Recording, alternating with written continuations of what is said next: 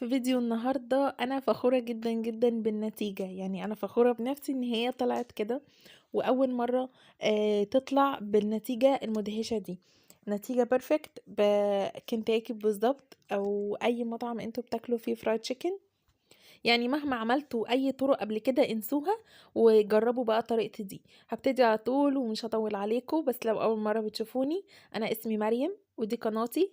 لايك وشير للفيديو ده وكومنت حلو لما تجربوا الوصفة الفظيعة دي وتعجبكم. النهاردة هيكون معايا كمية الفراخ اللي انتوا بقى تحتاجوها. يعني انا كان معايا وراك، ما كانتش فرخة كاملة، وهقول لكم واحنا شغالين كده انا استخدمت قد ايه بالظبط من الوراك، وقد ايه من الدبابيس، وهقول لكم كل حاجة بالتفصيل. والبهارات بقى السر بتاع النهاردة، معايا 75 جرام شطة. ما تقولوش كتير، لا هي دي اللي هتظبط الطعم. 75 جرام شطة، 50 جرام بابريكا، 25 جرام توم بودرة، 10 جرام كاري، 10 جرام توابل فراخ. بس كده، هم دول التوابل بتاعتي. وطبعا الملح، بس انا مش هحط الملح دلوقتي، انا هستغنى عن الملح في الخليط ده. وهحط كل مرة اجي اتبل الفراخ هحط الملح المناسب لكمية الفراخ. تمام كده، علشان اعرف اظبط الملح يكون مظبوط على الكمية. التوابل بقى دي بصوا بسيطة ازاي، بس مدية طعم من جوه رائع بجد.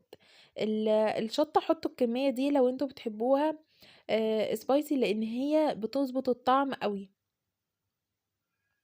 لو مش عايزينها قوي كده ممكن تشيلوا بس معلقة صغيرة، بس ما تقللوش عن كده.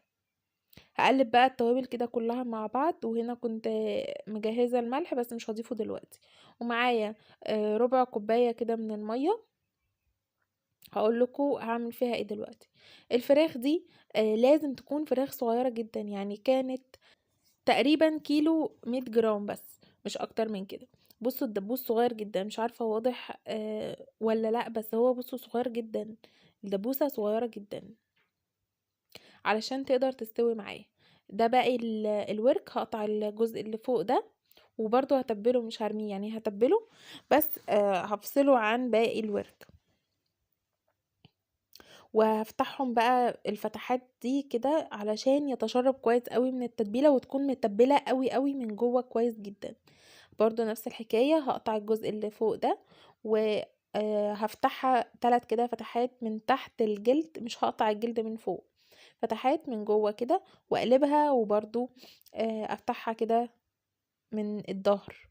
والدبوس نفس الحكاية، علشان لما احطه في التتبيلة يتشربها، مش التتبيلة تكون مدية لون كده من بره وخلاص، لا انا عايزاها من جوه تكون مشطشطة كده ومتبلة وطعمها حلو قوي.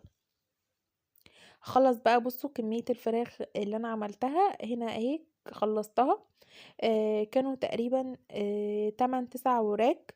ما عملتهمش كلهم، عملت الكمية المناسبة بس بالحار، وعملت الباقي بارد. عملت الباقي بارد، هقول لكم حطيت ايه بالظبط. بس الاول دلوقتي انا حطيت ربع كوبايه الميه على 3 معالق كبار من التتبيله اللي انتوا شايفينها دي. حطيت عليهم ربع كوبايه ميه، وهظبط الملح. انتوا بقى بتعرفوا تظبطوا الملح على قد كميه الفراخ بتاعتكم. حطيت كميه الملح اللي انا عايزاها، وهبتدي بقى اتبل الفراخ بتاعتي. زودت معلقه ميه كده بس علشان ما يبقاش تقيل قوي. وخلاص بصوا بقت عامله ازاي كده. وهتبلها بقى تتبيل عادي خالص، وهشرب الدبوسه بالفتحات كويس قوي، وهدخل التتبيله جوه كده الفتحات اهو كده. وبرضو هتتبل من بره.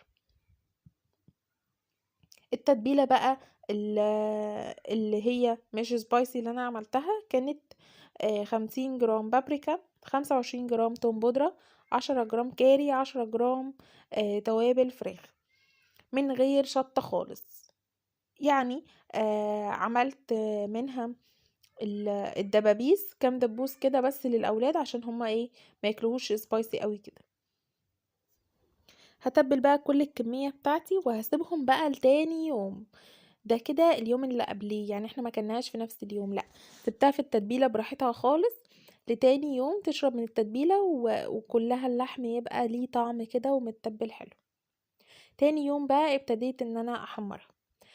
اي طريقة تانية قبل كده بنفضل نضيف توابل كتير، توابل كتير بتغير من طعم الفراخ. في النهاية بتبقى طعمها حلو، بس مش دي اللي احنا بناكلها من بره. بس دي اوعدكم ان هي تعجبكم جدا. انا كده عملت كمية التوابل دي واشيلها معايا في التلاجة.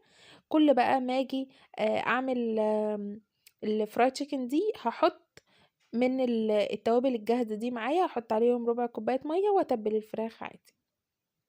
باقي التتبيلة اللي كانت في الطبق زودت عليهم مية، حاجة بسيطة برضو مش كتير، وضفتهم على الفراخ كده. هغطي بقى الفراخ وهشيلها في التلاجة. الباقيين دول هعملهم بالتتبيلة اللي مش سبايسي، تتبيلة باردة. هنا عملت كده رز مبهر كده في السريع، برضو حبيت ان انا اوريهولكوا.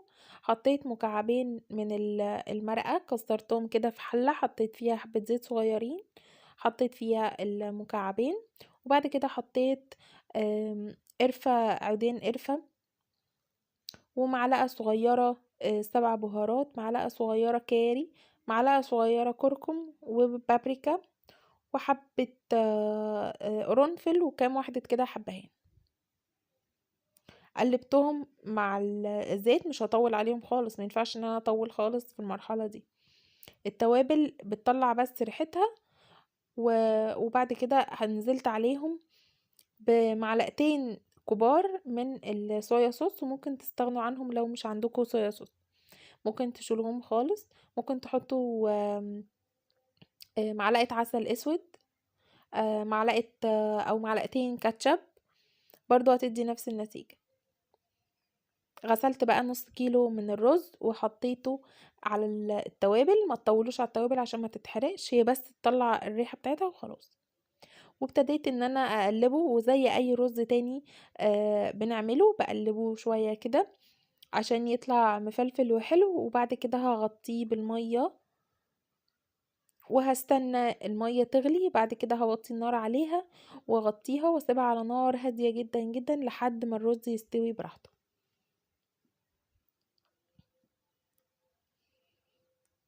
وبس كده انا غطيتها بالميه، الرز العادي خالص بتاعنا. هسيبها بقى تغلي، بعد كده هوطي النار عليها. جيت بقى ان انا هحمر الفراخ بتاعتي. حطيت الدقيق، كمية حلوة كده من الدقيق، حطيت عليهم 4 معالق صغيرة من النشا، وحطيت عليهم معلقة صغيرة من البيكنج باودر. هو ده بس اللي انا هحطه على الفراخ، على التتبيله اللي من بره بتاعه الفراخ. مش هحط اي توابل لان هي اتشربت كويس جدا بالتوابل اللي من جوه.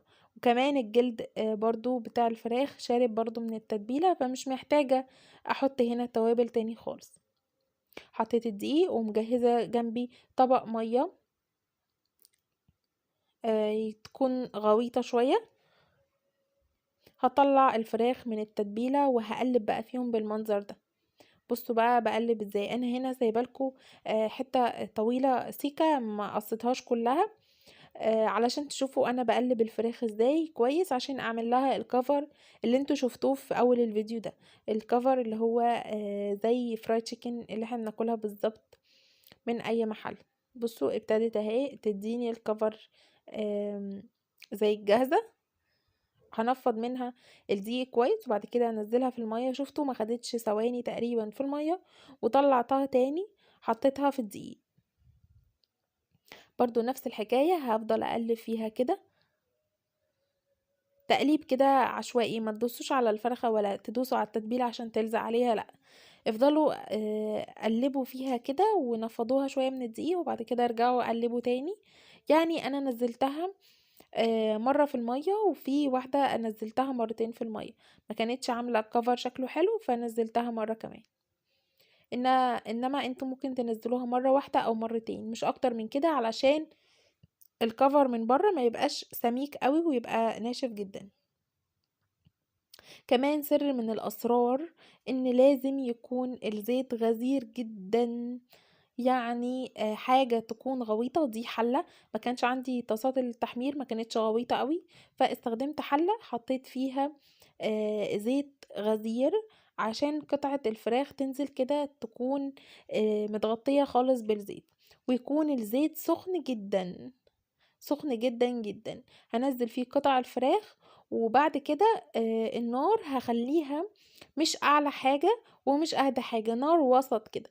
بعد ما أنزّل الفراخ بدقيقتين بالضبط، تمام؟ بعد ما أنزّل الفراخ بدقيقتين هابتدي إن أنا أهدّي النار حاجة بسيطة جدًا، يعني مش هاوطّيها، لأ، أنا برضه عايزاها عالية، لحد بقى ما الفراخ تاخد لون دهبي حلو كده، وبعد كده أكون طلّعتها. بُصّوا بقى شكلها وطعمها مش عايزة أقول لكم، بصوا الكفر اللي من بره عامل ازاي، بصوا تفاصيلها فظيعة،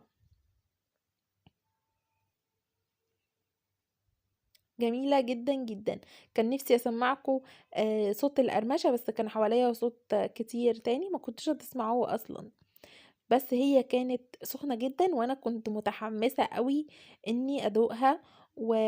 واقول لكم عاملة ازاي. انا مش قادرة المسها اصلا من سخونيتها لسه، بس انا عايزه اوريكم قد ايه هي مستويه جدا جدا من جوه وما فيهاش اي غلطه. بصوا اللحمه ابيض خالص اهوت وجميله. الاحمر اللي من جوه ده التتبيله طبعا فظيعه بجد، مش هقول لكم كتير عن طعمها، انتوا لازم تجربوها. التفاصيل بتاعه السوا بس هي مرحله الزيت دي، ان الزيت لازم الفراخ وهي نازله فيه تكون الزيت يكون سخن جدا، وبعد كده بعدها بدقيقتين ما تهدوش النار جامد، هدوها حاجة بسيطة بس وسيبوها تستوي براحتها. وبس كده اكون خلصت وصفتي بتاعت النهاردة. يا رب تكون عجبتكم، اعملوا لي بقى لايك للفيديو الجميل ده وسبسكرايب للقناة لو لسه ما عملتوش سبسكرايب، واشوفكم بقى في فيديوهات تانية كتير جدا.